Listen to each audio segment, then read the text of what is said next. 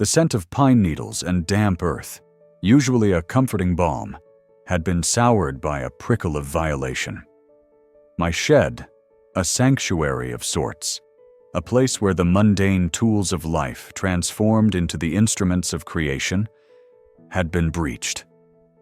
Not by a vagrant, not by a squirrel with a penchant for sawdust, but by the daughter of Karen.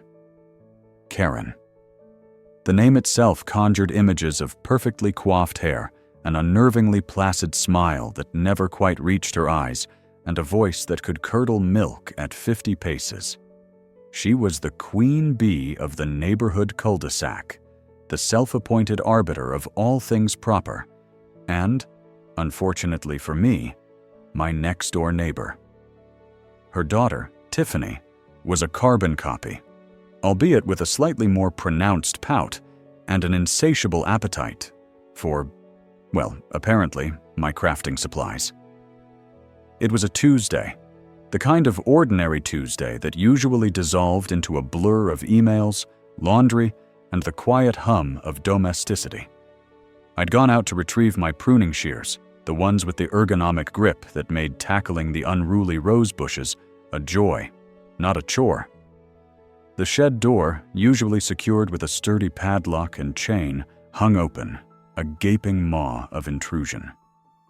My heart, which had been beating a steady rhythm, suddenly lurched, a frantic hummingbird trapped in my chest. A quick scan confirmed it. Nothing overtly valuable was missing. No power tools, no expensive gardening equipment.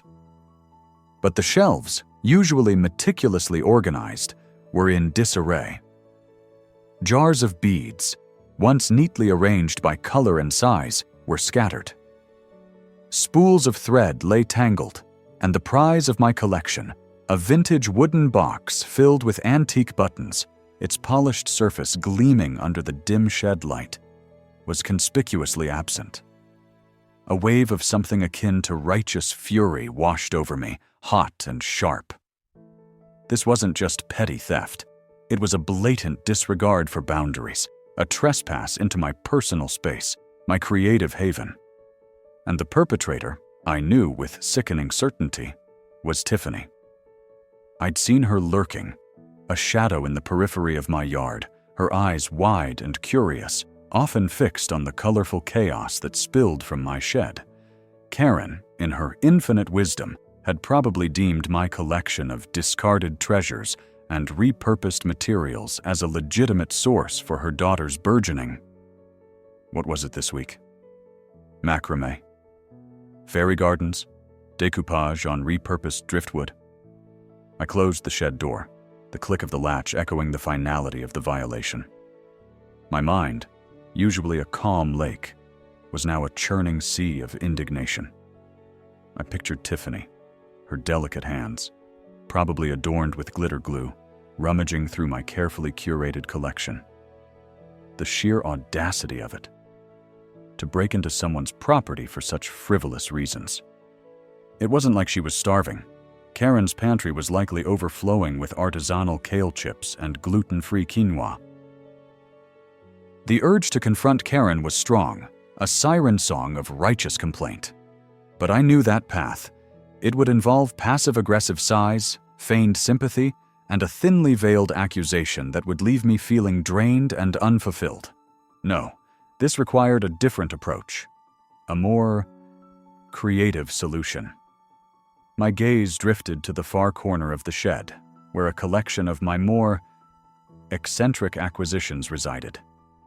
Among them, nestled in a dusty cardboard box, was a treasure trove of dried, hollowed-out rattlesnake tails. My late uncle, a retired park ranger with a penchant for the macabre and the educational, had amassed them over the years. He'd insisted they were valuable teaching tools, reminders of the wildness that still existed, even in our manicured suburbia. I'd kept them, half out of sentiment, half out of a morbid curiosity, never quite knowing what to do with them. An idea, wicked and delicious, began to sprout in the fertile ground of my frustration. It was a seed of rebellion, watered by the injustice of the broken lock and the ransacked shelves. A slow smile spread across my face, a smile that felt entirely unlike Karen's. This was a smile of pure, unadulterated mischief. I rummaged through the box, my fingers brushing against the dry, segmented tips. They felt brittle, ancient, and full of a latent energy. I selected a handful, their distinct patterns a testament to the lives they had once lived. Then, with a newfound sense of purpose, I retrieved a sturdy, medium-sized cardboard box from the recycling bin. I lined it with a few scraps of colorful fabric, a subtle nod to the very supplies Tiffany had pilfered. The pieces were falling into place. The narrative was unfolding, not in words, but in actions. I imagined Tiffany's face, her initial delight at receiving a mysterious package, followed by growing confusion, and then, hopefully, a healthy dose of primal fear. I carefully arranged the rattlesnake tails inside the box, their dry, segmented forms creating a peculiar, almost artistic display. I then found a sheet of thick, cream-colored paper, the kind I usually reserved for my more formal correspondence. My handwriting, usually neat and cursive, took on a bolder, more deliberate slant. The thank you note. It was the pièce de résistance, the flourish that would elevate this act of retribution from mere petty revenge to a work of art.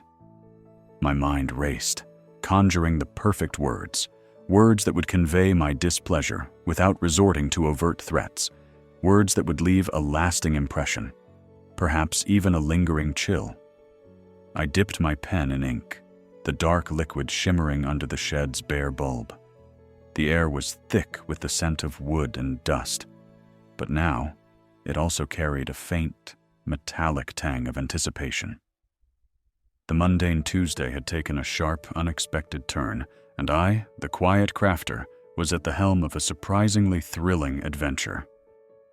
The cul-de-sac, usually a picture of suburban tranquility, was about to experience a ripple, a tremor, a subtle shift in its carefully constructed facade, and it was all thanks to a broken shed lock and a box of rattlesnake rattles. The dried rattlesnake tails, brittle and segmented, lay spread across my workbench. Each one, a whisper of the desert's dry heat, the coiled tension of a creature perfectly adapted to its environment. They were a morbidly fascinating collection, bequeathed to me by my late Uncle Silas. He'd been a park ranger with a penchant for the macabre and the educational, and these, he'd explained with a glint in his eye, were teaching tools. Tools for demonstrating the subtle, deadly elegance of nature. Now they were to become tools of a different sort. I'd retrieved them from an old cigar box, tucked away in the dusty recesses of my garage. The scent of stale tobacco mingled with the faint, dry aroma of the rattles. It was a smell that spoke of forgotten stories, of sun-baked landscapes, and of a primal warning. I ran a fingertip, ever so gingerly, over the dry, segmented tips of one tail. The texture was rough, almost papery, yet held a latent energy. It felt like a key to unlocking a certain understanding in young Tiffany's impressionable mind. My shed, usually a haven of organized chaos, felt different now. The gaping maw of intrusion, where Tiffany's delicate hands, probably adorned with glitter glue, had rummaged through my carefully curated collection, had left a sour residue. It wasn't just the missing antique buttons, though those had a sentimental value, a connection to a past I cherished. It was the sheer audacity, the casual disregard for my sanctuary. It was the implicit belief that my space, my things, were simply there for the taking, for whatever frivolous reasons a suburban teenager might conjure. A wave of something akin to righteous fury washed over me, hot and sharp. It wasn't the kind of anger that made you want to shout or throw things. It was a cooler, more calculated indignation, the kind that curdled milk at 50 paces. Karen, with her perpetually placid smile and her uncanny ability to curdle conversation with a single, pointed remark, would undoubtedly offer some platitude about kids being kids or borrowing. But Tiffany hadn't borrowed. She had pilfered, and Karen, I suspected, would enable it. This was where my Uncle Silas's eccentric acquisition found its purpose. Not as a morbid curiosity for a dusty shelf, but as a carefully chosen lesson. A lesson delivered not with lectures or stern warnings, but with a tangible, visceral experience. I selected a dozen of the most robust rattles, their segments distinct and prominent.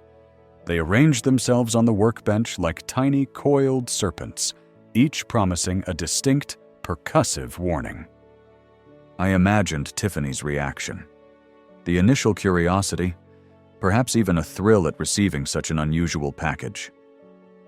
Then the dawning realization, the subtle prickle of unease, followed by a genuine, unadulterated jolt of fear. This was far more impactful than any scolding. The box itself needed to be just right. Not too grand, not too ostentatious. A simple, brown cardboard box, the kind one might receive from an online order. Subtlety was key.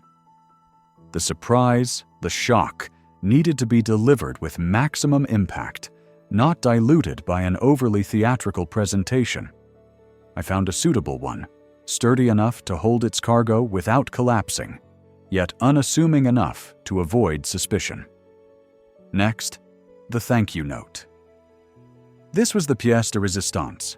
It needed to be polite, almost effusively so, masking the underlying menace with a veneer of suburban civility. I envisioned Karen's reaction to reading it, her carefully constructed composure beginning to fray at the edges. I pulled out a fresh sheet of cream-colored paper, the kind that felt substantial under my fingertips. My pen, an old fountain pen with a satisfyingly smooth glide, was inked with a deep, almost black blue. I took a deep breath, letting the quiet hum of the shed settle around me. It was a sanctuary of sorts, and I was about to use its unique contents to defend it. Dear Tiffany, I began, my handwriting neat and precise. I hope this note finds you well. A classic opening, innocuous and utterly disarming. I wanted to express my sincere gratitude for your recent visit to my shed. It's always a pleasure to know that my collections are appreciated, even if, in this instance, they were perhaps borrowed for a creative endeavor. I paused, considering the wording. Borrowed was a generous interpretation, but it allowed for a touch of irony. I continued, letting the words flow with a deliberate, unhurried rhythm. I noticed that you have a particular interest in my unique materials.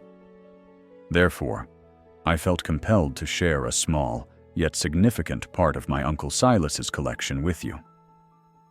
He was a man who deeply appreciated the wonders of the natural world, and he believed that understanding came not just from observation, but from a healthy respect for its power. My pen hovered over the paper for a moment. This was the crucial part. I have enclosed a small selection of his most prized possessions. Please handle them with care, and perhaps with a touch of the reverence they deserve. They are a reminder that even the most seemingly quiet elements of nature possess a powerful voice, capable of delivering a memorable message. I resisted the urge to add a smiley face or an exclamation point. The directness, the understated implication, was far more effective. I signed off with a polite, warmly, followed by my name. It was a signature of civility, a stark contrast to the contents it accompanied. Once the note was written, I carefully folded it and placed it inside the box. Then came the delicate art of arranging the rattles. I didn't want them to rattle around loosely. That would be messy, undignified. I wanted them to be discovered, to be held, to be felt. I arranged them in a neat, almost artistic pattern, ensuring that each dried segment was visible. The box, now sealed with packing tape, felt surprisingly weighty, not in terms of mass, but in the sheer density of its implied consequence. I pictured the delivery, a casual drop-off on their doorstep, perhaps while Karen was meticulously pruning her rose bushes, or Tiffany was engrossed in some equally vapid pursuit. No preamble, no explanation. Just a package, left to speak for itself. My heart, which had been beating a steady rhythm of righteous indignation, now pulsed with a different kind of energy. It was the thrill of a well-executed plan, the wicked satisfaction of turning a perceived transgression into an opportunity for a lesson. It was the creative impulse, channeled into something far more potent than a knitted scarf or a hand-painted ceramic mug. I stood there, surveying my handiwork. The box sat on the workbench, a perfectly ordinary cardboard vessel containing an extraordinary message. It was a testament to the fact that sometimes the most effective way to communicate with someone who has crossed your boundaries is to offer them a stark, unforgettable reminder of what lies beyond those boundaries.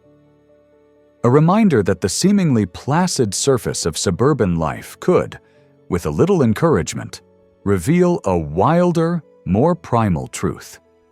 And that truth, in this instance, came with a rattle. The metallic tang of anticipation filled the air, mingling with the scent of dust and dried earth. It was going to be a very interesting Tuesday.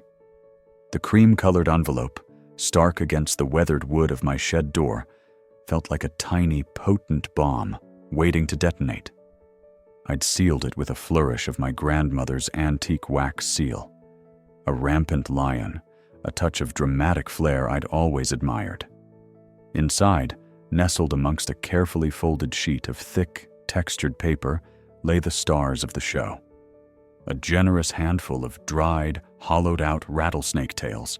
They were a motley crew, varying in size and the number of segments, each one a testament to a life lived and a warning heeded. Some were the pale, sun-bleached ivory of bone, others a dusty ochre, and a few retained a faint, leathery sheen. I'd sorted them meticulously, discarding any that were too brittle or too small, ensuring a truly impressive and, frankly, terrifying collection.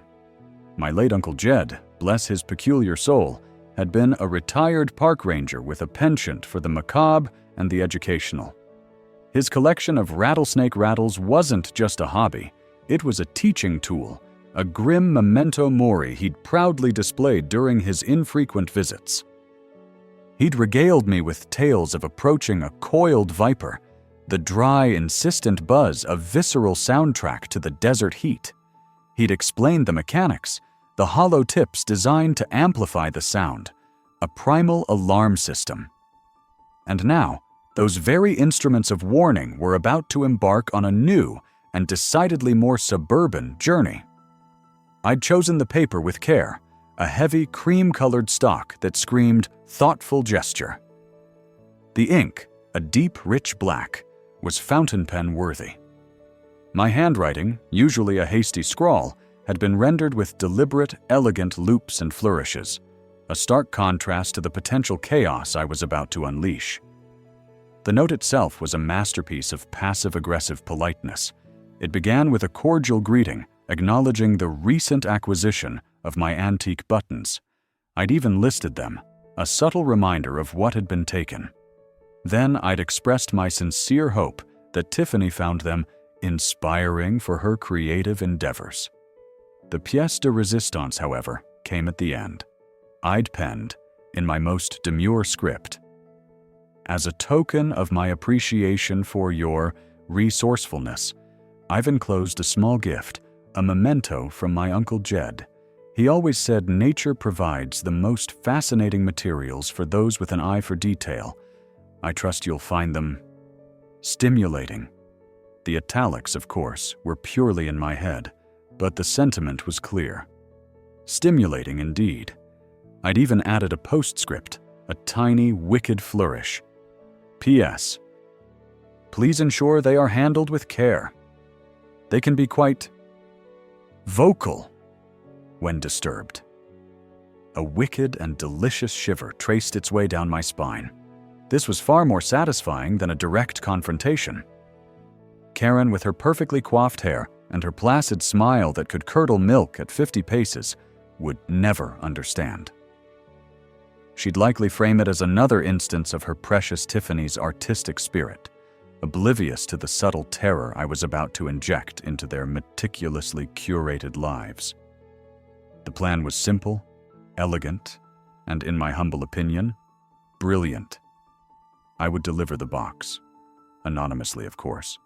A late-night drop-off, perhaps, or a carefully timed placement on their porch, when I knew Karen would be out tending her prize-winning petunias.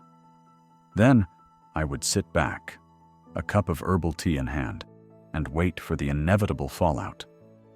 I envisioned Tiffany's wide, innocent eyes widening further, her delicate hands, probably adorned with glitter glue, recoiling in horror. I pictured Karen's placid facade cracking, replaced by a bewildered panic as she tried to decipher the meaning behind the dry, segmented tips. The shed, my sanctuary, had been violated.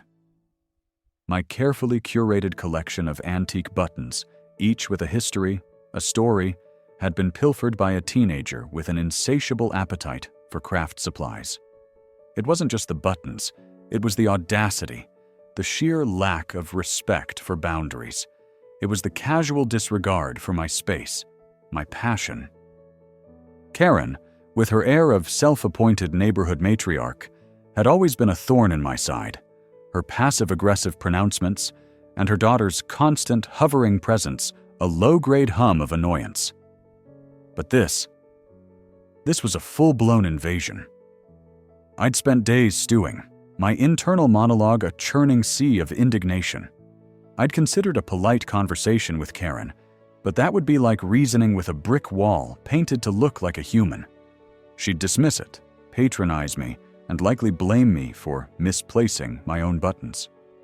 No, this required a more creative approach. Something that spoke to the violation, something that resonated with the very essence of what had been taken.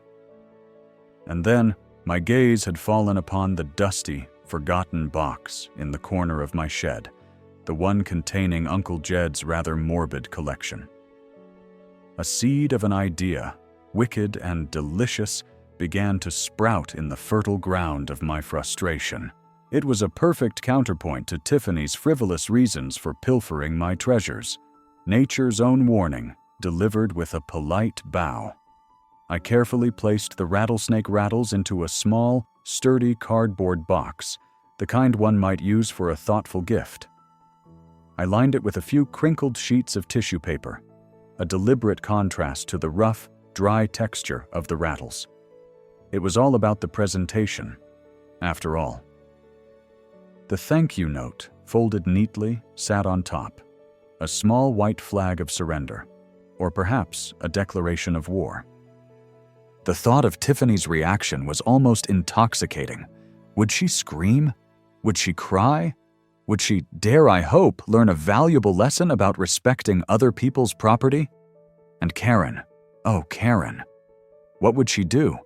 Would she confront me, demanding an explanation for the gift?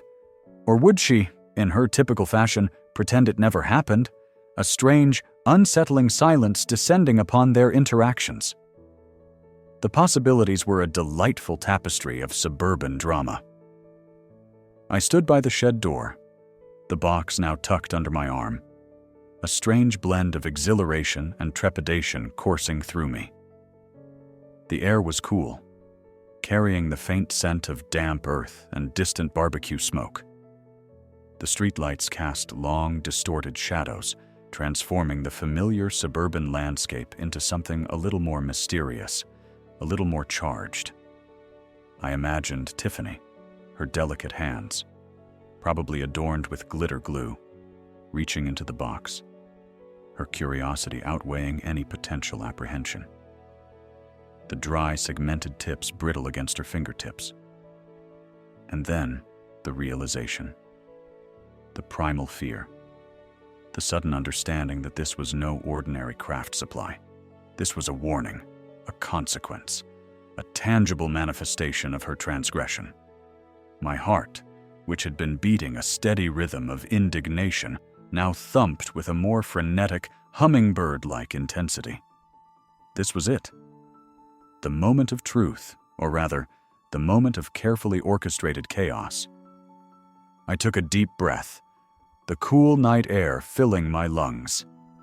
The carefully constructed facade of my neighborhood, so easily breached by a pilfering teenager, was about to be subtly and permanently altered. I walked across my dew-kissed lawn, the box a comforting weight in my hand. The crunch of the gravel path leading to the Johnsons' driveway was a soundtrack to my clandestine mission. Their porch light was off, a silent invitation to darkness and stealth.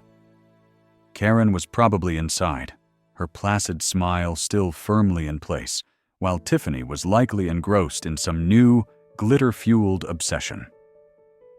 I reached their front steps, the familiar scent of lavender and freshly cut grass wafting from their meticulously maintained garden. I paused for a moment, a tiny, wicked smile playing on my lips. This was more than just a prank. It was a statement. A declaration that boundaries, even in the seemingly polite confines of suburbia, had consequences. With a final lingering glance back at the quiet darkness of my own yard, I gently placed the box on their doorstep. It sat there, a stark white anomaly against the muted tones of their entryway. Then, with the quiet grace of a ninja, I retreated, melting back into the shadows, leaving behind only the faintest whisper of disturbed air and the promise of a very interesting tomorrow. The silence that followed felt pregnant with anticipation, a calm before the storm I had so artfully brewed. I couldn't wait to see what happened when the storm broke. The next morning dawned with a peculiar stillness, the kind that precedes a storm, or, in my case, the unraveling of a meticulously crafted bit of suburban chaos. I brewed my coffee, the rich aroma of familiar comfort in my kitchen, and peered through the blinds at the manicured lawns and identical mailboxes across the street. A tense anticipation hummed beneath my skin, a counterpoint to the quiet drone of the early traffic. I pictured Tiffany's face. The delicate hands that had so carelessly pilfered my treasures, now perhaps clutching a box of dried, segmented tails. The sound they made a dry, insistent whisper of warning. My mind, ever the weaver of narratives, replayed the delivery.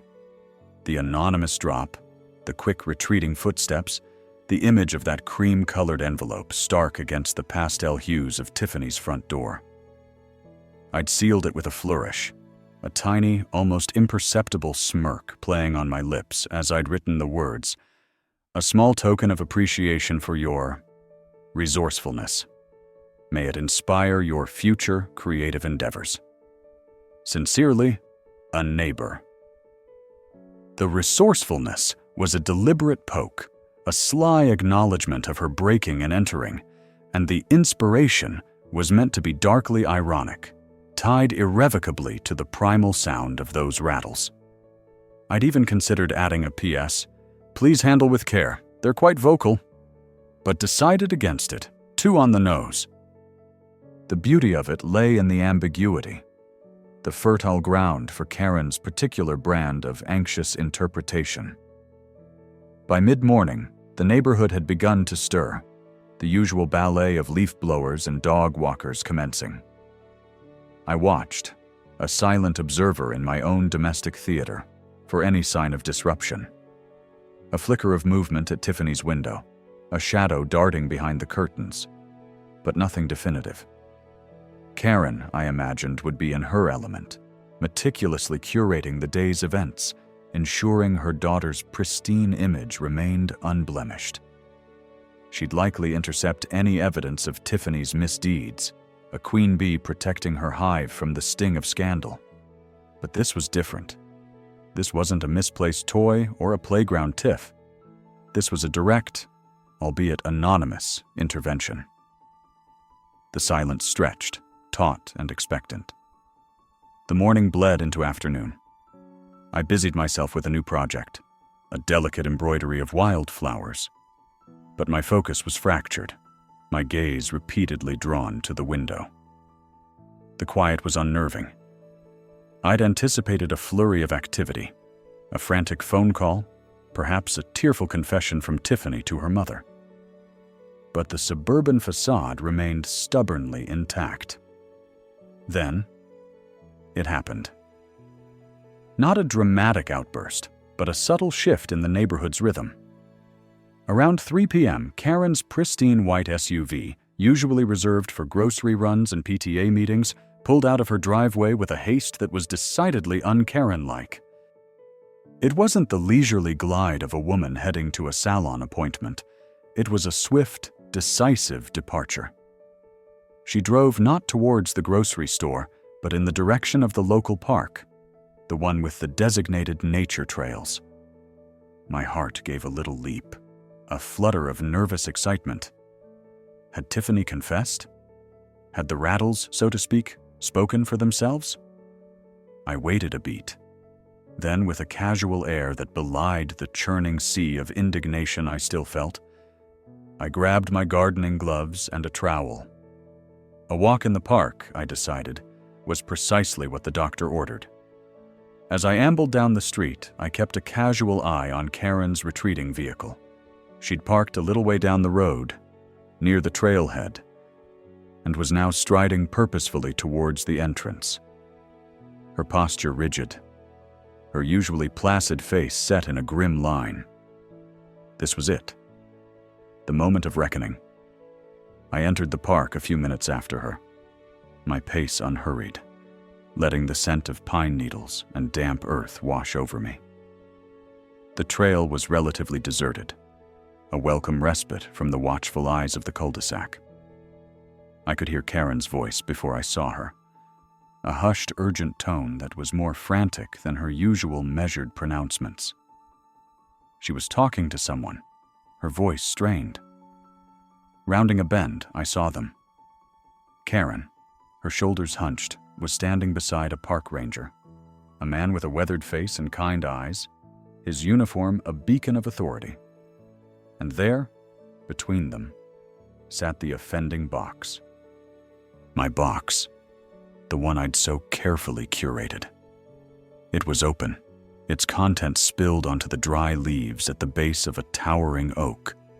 The dried rattlesnake tails lay scattered, a testament to my creative retribution. My breath hitched, but I forced myself to maintain a neutral expression, a mere passerby drawn by the commotion. Karen was wringing her hands, her voice taking on a shrill edge. "I just don't understand, officer. It was on Tiffany's doorstep this morning. No return address, just these. And a note. She's terrified. Absolutely terrified." The ranger, bless his patient soul, was examining the tails with a professional air. He picked one up, turning it over in his gloved hand. "Rattlesnake Rattles," he confirmed, his voice calm. "Dried, of course. Quite old by the look of them." He glanced at Karen, then at the scattered collection. Interesting choice of gift. Karen's eyes darted around, as if expecting the perpetrator to materialize from the trees. It's some kind of threat, isn't it? I mean, who just leaves these things? And the note, it was so cryptic. "May it inspire your future creative endeavors." What does that even mean? She looked at the ranger, her gaze pleading for an explanation, for validation of her fear. The ranger, however, seemed more amused than alarmed. He picked up the note, unfolding it with a practiced ease. He read it aloud, his voice a low rumble that carried in the quiet air. "A small token of appreciation for your resourcefulness. May it inspire your future creative endeavors. Sincerely, a neighbor." He paused, a faint smile touching his lips.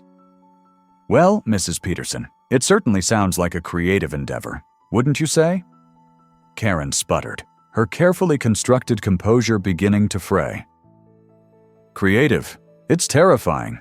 Tiffany can't sleep. She thinks someone is going to attack us." The ranger surveyed the scene again, his gaze sweeping over the scattered rattles. He then looked, quite deliberately, in my direction. I offered a small, polite nod, as if acknowledging a fellow park-goer.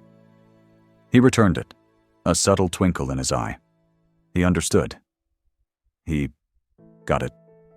"Mrs. Peterson," he said, his tone gentle but firm. "While I appreciate your concern, these are simply dried rattles. There's no indication of any malicious intent. No venom, no immediate danger. It's an unusual gift, certainly, but not necessarily a threat." He gestured to the tails. "These are often used for educational purposes, or even as decorative items. Your daughter, perhaps, has a unique interest in nature?" Karen's face flushed, a deep crimson that spread from her neck up to her hairline. "Tiffany? No, she's terrified of snakes. She's been talking about her art projects. I thought she was making dioramas. I never imagined." Her voice trailed off, a dawning realization of the absurdity of the situation. And perhaps a flicker of suspicion about the resourcefulness mentioned in the note. The ranger, sensing an opportunity to de-escalate, began to carefully gather the rattles. "I'll collect these, ma'am. Perhaps you could have a chat with your daughter about what she's been doing with her craft supplies, and maybe a discussion with your neighbors about borrowing things without asking." He gave Karen a pointed look. Respecting boundaries is key to a peaceful neighborhood. Wouldn't you agree? Karen, humbled and flustered, could only nod mutely. She mumbled a hasty thank you and practically fled back to her SUV, leaving the ranger to finish tidying up. As he placed the last of the rattles into a small evidence bag, he caught my eye again. He gave a small knowing smile and a subtle nod of his head. I smiled back, a genuine, uninhibited smile this time.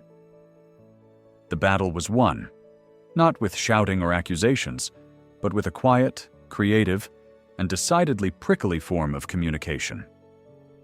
As I continued my stroll, the weight in my chest had lifted, replaced by a sense of quiet satisfaction.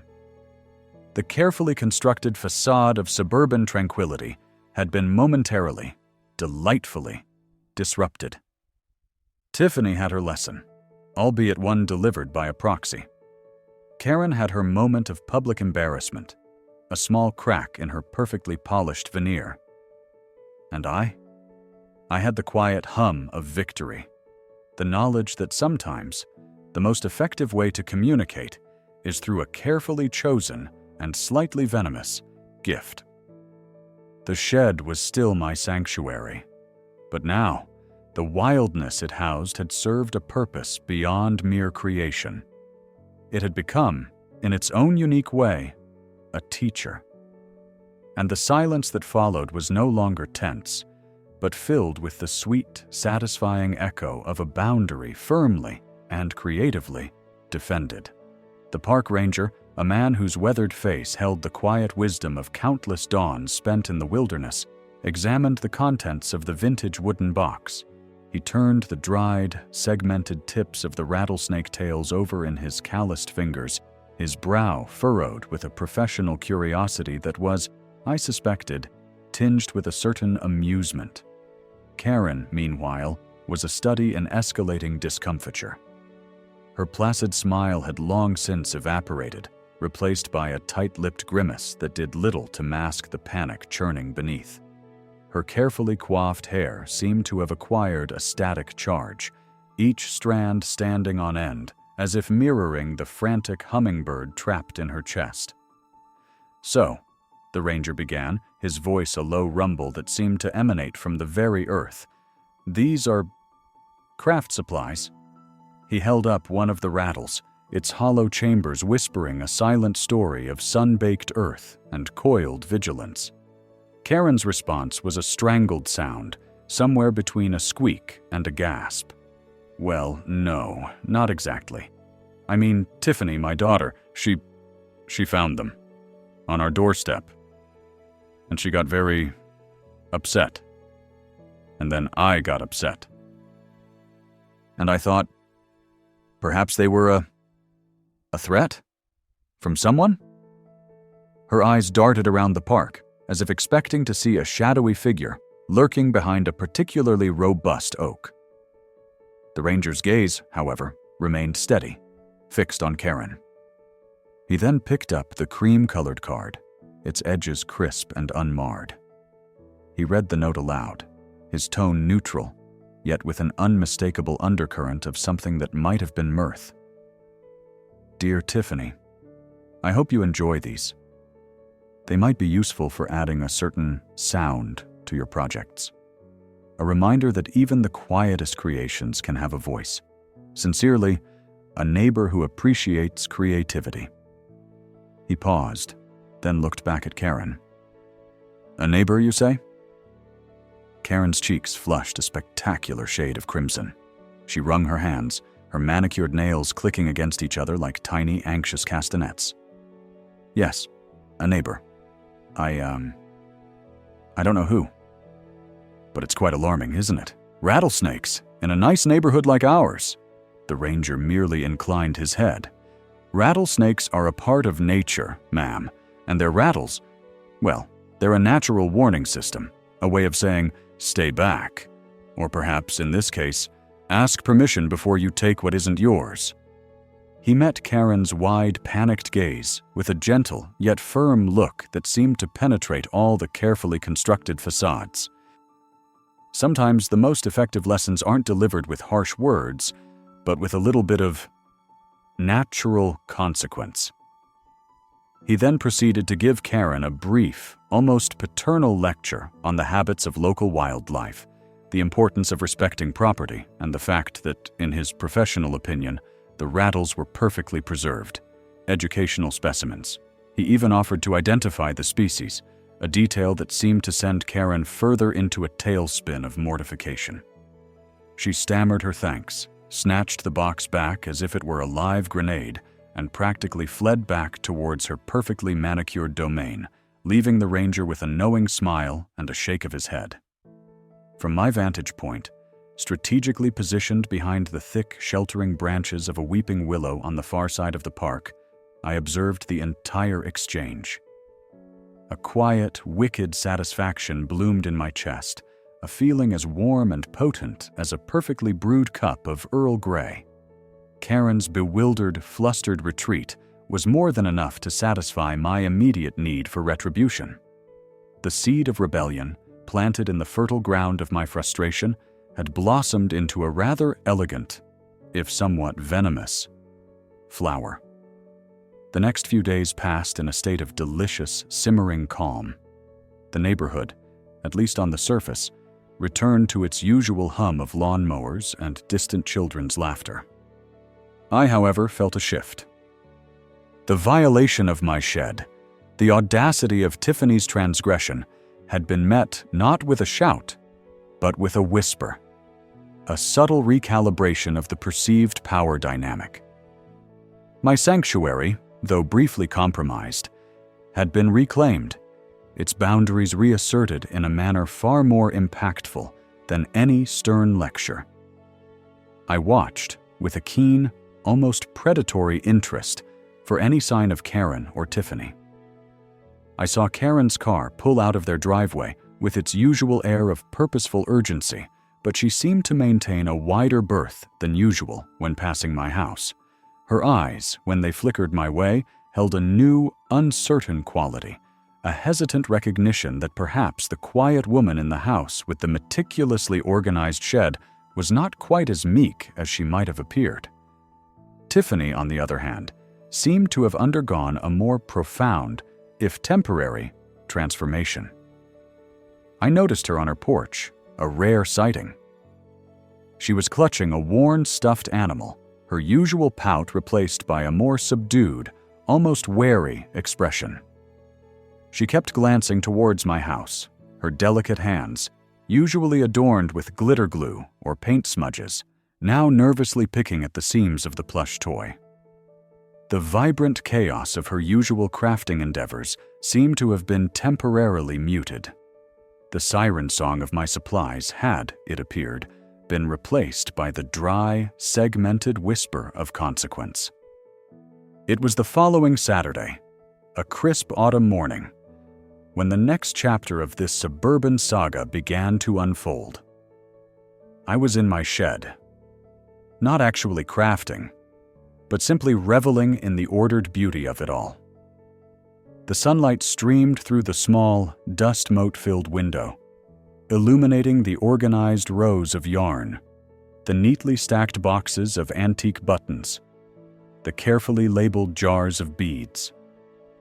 It was a testament to my own quiet dedication, a space where my creative energy could flow unimpeded by the intrusions of the outside world.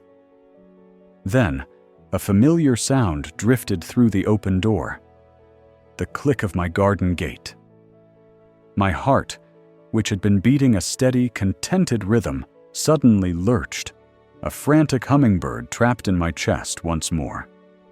But this time, it wasn't the flutter of apprehension.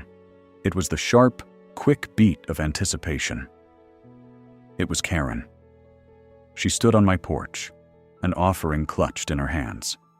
Not a peace offering, not an apology, but something far more telling. It was a small, brightly colored